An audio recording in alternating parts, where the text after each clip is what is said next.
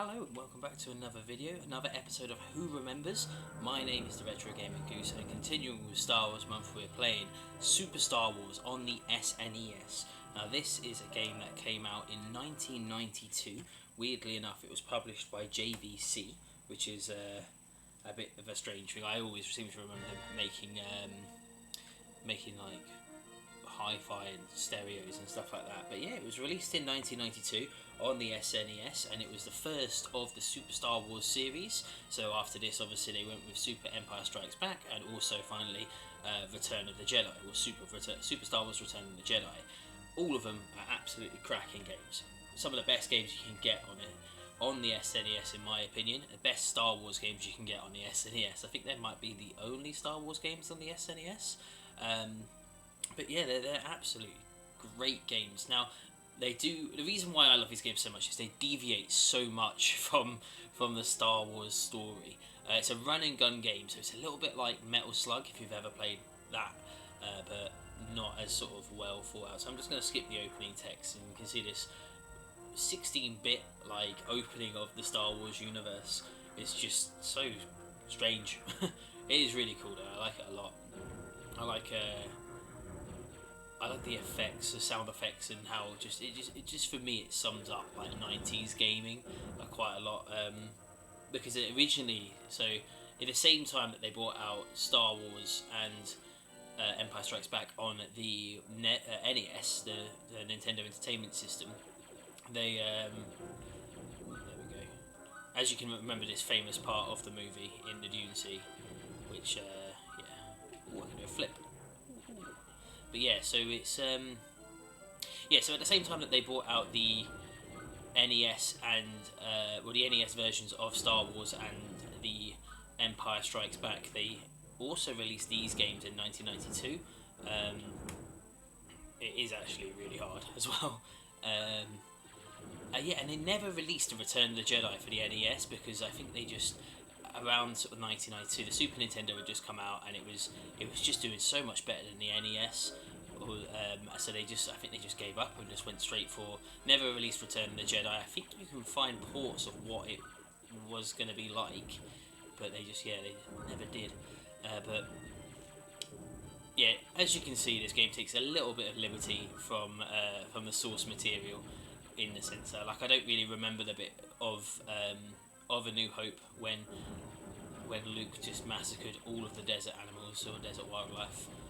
In fact, I don't actually, other than the Zarlak, I don't really remember much, and Banthas, I don't really remember too much of the desert wildlife.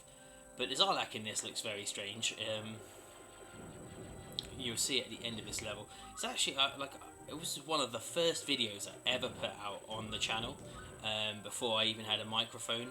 So now I've got a power blaster a bit. But yeah, like you basically work through the weird arcade version of the Star Wars universe, their version of the Star Wars story of A New Hope. We take on a bit later levels. You get to take on characters like Han Solo, and you think you get to play as Chewbacca, if I remember correctly. Eventually, you do get a lightsaber for Luke as well when he becomes. I'm just going to go away. Yeah, still got full health. That's the key to this game. Just keep killing stuff, and eventually you just keep getting health. That's, oh my god, this thing. But yeah, it's a great game. I love how it looks. I love the effort that they put into making it look like a weird, strange little Star Wars game. It's really fun. I would really recommend this. You can pick it up quite cheap now. If you've got a Nintendo Wii, I can't remember if the Wii shop's closed at the moment, but you can. It was re-released in 2009 on the Wii, and on PlayStation 4. There's a really rare edition of the Star Wars Battlefront 1, as the newer Star Wars Battlefront 1 came out in like 2014. Now on the PlayStation Network, there is a special edition that came out which included this game, Star Wars Racer Revenge, the PS2 pod racing game, and also it had both I think maybe all of the Super Star Wars games, or maybe just the first one. So if you can hunt down that, you're looking at get quite a bit of money for that, because that's a PlayStation 4 collector's item, that one is. I think it was a pre-order bonus, maybe. That sounds probably right. So here we go. This is the boss of the first level is the Zarlak, and it looks strangely like the worm from Dune, rather than the pit that it was, the Zarlak pit. So you just got to kind of like, that little tentacle that comes up indicates where it is, and then you just got to keep shooting it, but you're fighting it in quicksand, which is ridiculous. You got to try and shoot everything, and there's no way to get your health back, so I'm probably going to end up dying in a minute. So you got to dodge everything, shoot it, and it's got so much health.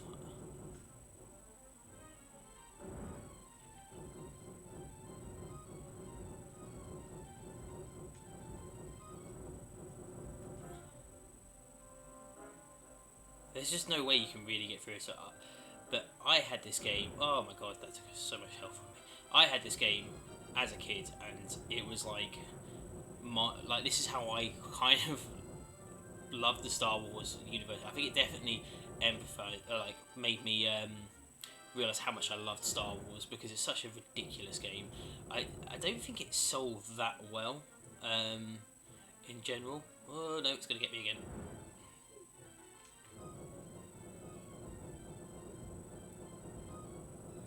Yep, that's me dead. I can see if I can do this first boss. I don't know. I'll try it again another time. But you have to start every level back from the very beginning, which gets tedious, especially in the later levels. Because so just run it to the end. Oh no, I'm gonna get attacked by everything, aren't I? But yeah, that is the Super Star Wars on the SNES. You can pick it up quite cheap now. I think if you're looking at getting it on just a cartridge, it's probably going to be about £15.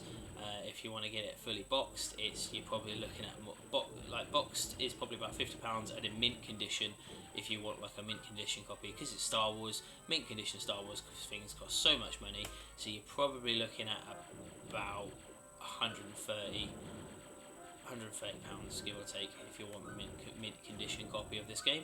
But yeah, it's a great game. I would definitely recommend it if you're a fan of the Metal Slug series. Definitely have a go at it, but it is hard. It's one of the hardest games I've played on the SNES. There's also 2 sequels to this. There's obviously Empire Strikes Back and then Return of the Jedi. Both are great games as well.